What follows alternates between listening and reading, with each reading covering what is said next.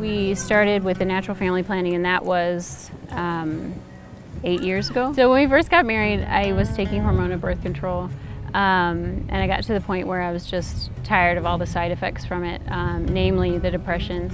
And so I didn't know what else was out there, but I came along some information about natural family planning, and I started reading about it. And before that point, really, the whole cycle and the whole, woman's body stuff, I was clueless. It was all a mystery.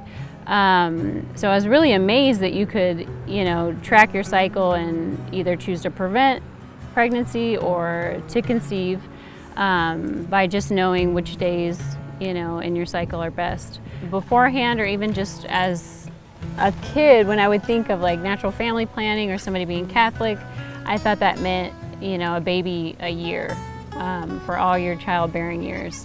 But it doesn't necessarily have to be like that. And now, these days, with the ability to track your cycle and all the things that are known about it, what you'd learn in a natural family planning class, that's just not the reality. And if that's what you choose, and you're able to reproductively, then that's a different story. But it also can be used to postpone pregnancy.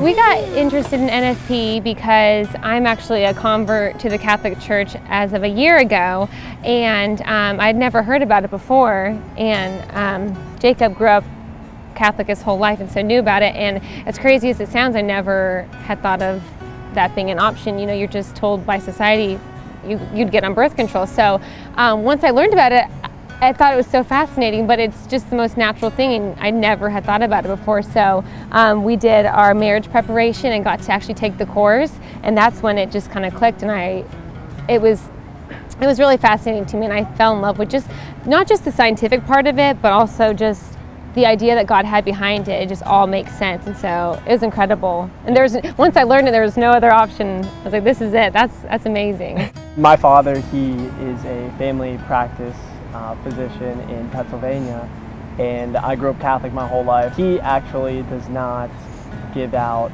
birth control at his practice. So since I was young, when I was old enough to learn about it, he would talk about NFP. And it was always something that I thought that I'd like to do with my future wife. It really is not that complicated. It really requires two things as I see it. One is a bit of patience and a willingness to learn. So those things go hand in hand. So it's not something that you simply go and just start taking every day. And I'll grant anybody who would argue that it's not convenient. It is certainly not convenient initially. But if you put a bit of effort into it and you have a bit of patience, those things will be fruitful and not too far down the road. The other thing that I ask couples or try to challenge them with is the other requirement is that this is a respectful relationship, because obviously you can't use a natural method if you don't have mutual respect. I would see these patients in the office who were not using contraception and were very content with using natural family planning, and then if you looked a little further, you realize that their family dynamic was very healthy, that they were in very affirming and positive marriages, and that their children were very, very stable. But this was the picture of family life. And so over the course of years, I observed that. I had a few patients, I can think of one in particular who just very sincerely asked me, Doc, would you mind just learning NFP so that you can help me? I found my wife and I talking about it, and she was sort of coming through a conversion herself, and the two of us embraced NFP in our marriage. And really at that point, we had started rolling down the hill, so to speak, as we gained this momentum that it really, once I understood NFP and understood the physiology, and then of course had observed those benefits, of course this is what I'm going to do in my marriage. And then all I want is what's best for my patients and their families. And in that sense, I've become a big promoter of natural family planning. So natural family planning can also be used as a diagnostic tool. I know it's helped a lot of couples overcome infertility, and also for me, it's helped me to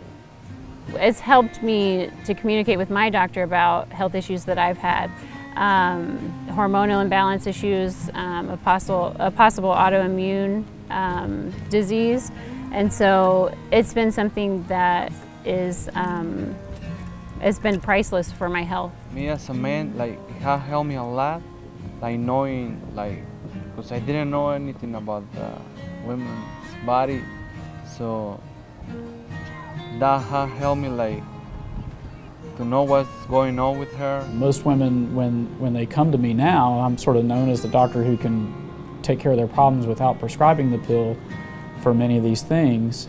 They come to me because of that, and to see how much better they feel just coming off the pill is quite remarkable. That's become the focus of my practice, is to really try to offer a different way, and to see how pleased my patients are with being able to come off the pill or come off the shot, or have that IUD removed, all of which may have been placed with all the great intentions, and to use something that's cooperative with their body in order to combat these issues that they were having. It's true healing. And I think another big thing about it is that as a couple, yes, you obviously both decide together, but more on just like a godly aspect is, you know, you're honoring God in the most way you can. I mean, being able to be fertile and receive that from your husband is such a gift in itself that you're practicing that. I mean, you're honoring God in all you're doing and choosing to do that. So I think as a couple, you know, that's a huge deal to say, I'm not gonna, you know, use contraception. You're gonna trust God in that, and you're gonna be selfless and abstain when you have to. So I think it's a huge thing, a huge way to honor God in that. They can learn how to do this and do it confidently. Once they learn that, it's something that can never be taken away. They don't have to go get a prescription filled in. They don't have to deal with the side effects from these chemicals that are not biologically, naturally occurring. They really truly are liberated. To see people enter into marriage when they're well prepared for marriage in that regard, it's really quite a celebration when that wedding occurs and they feel so confident entering into marriage about knowing what their family planning is going to look like. What is Christ's love like? It is total, faithful, exclusive, and fruitful. Christ's actions never stop short and say, I'm going to give you my life, except this. On the contrary, he says, this is my body. Right? Take it, eat it. Right? Crazy amounts of mad divine love, right? That never holds anything of himself back. And as St. Catherine said, he's utterly mad to do so, throwing these pearls out and saving us by the shedding of his own blood. He spares himself nothing. He is not proud, and he does not hold back. And that's the image of a couple. Right? So in other words, to love you, but to love you erroneously is not love. To will you the good, but then to take part of the good off that's proper to any given act is not love. The example that sometimes people use is eating. Right? The purpose of eating is nutrition, is for my body to live. That's not the only reason we eat. We eat for conviviality.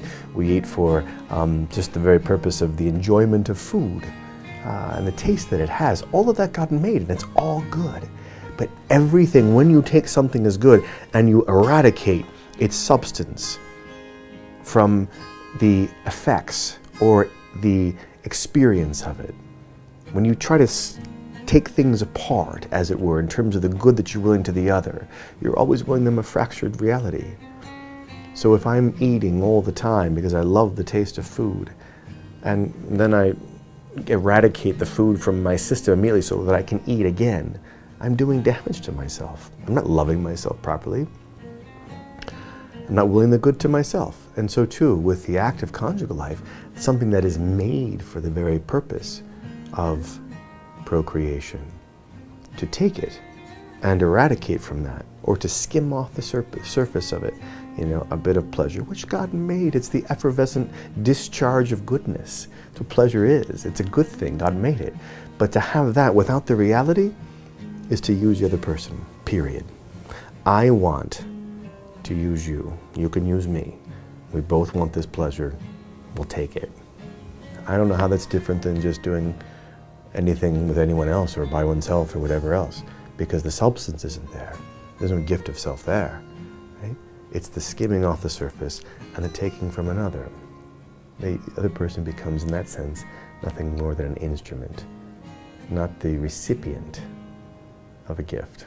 With respecting life and respecting our children's lives and the blessings that have been entrusted to us. It's definitely strengthened my faith and my belief in God, and to know that even the smallest sacrifices are worth it, and also the children that He's given to us have been such a blessing. And that gift of self that some child is brought forth not by someone taking, not by someone feeling forced and fearful, but it's proper to a child and the dignity of the human person to be conceived and then to be brought forth in a mutual gift.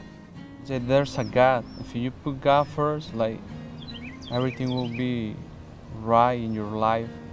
Like, whatever you do, just like a secondary, you're not gonna do it just by yourself. It's like, there's God. He's like in your couple, He's like helping you. You're not by yourself. Now we do use NFP, we use it confidently, and I can honestly say since our conversion in our marriage that we've never felt closer. I mean, it's been a real blessing in our life. I changed my practice. I know in my conscience that I'm doing what is by God's design. There's a lot of peace in that when I can go to work and help people to feel better and to be happier. I guess I would say, like, out of the whole NFP experience, the main thing that I take away from it is more of just the godly aspect, that yes, it's natural and it's a way to read your body, which people who aren't Catholic use it all the time, but for me, just seeing God's overall plan and how He created your body to be able to, receive that gift from your husband, and it's such a gift, and He made it that if you're not supposed to have one, then you abstain. I mean, it's a perfect example of, God, Jesus, and the Holy Spirit, the family unit. God gives you your husband, you get to do that here on earth. It's all like a representation. So out of all of it, I think just learning the spiritual side behind it was incredible. I don't know if there's a much better way to show how much you love somebody than practicing NFP. They begin by making a gift at the altar, and the rest of their life is playing that out in daily willed giftedness. I wouldn't go back. I wouldn't go back to the hormonal birth control, and I have no reason to choose anything else. Respect for ourselves, and then that transcends into respect for each other. Their communication is enhanced, and it's not something that just happens overnight. This is a part of growth through marriage and growth through living out a chaste marriage, is that there are times of continence and there are times of abstinence, but there's also times of celebration. And when there's seasons like that, there's always something to look forward to. It's something that's family affirming, it's something that's marriage affirming. It's very gratifying to see just how happy they are in marriage and how happy their family life is.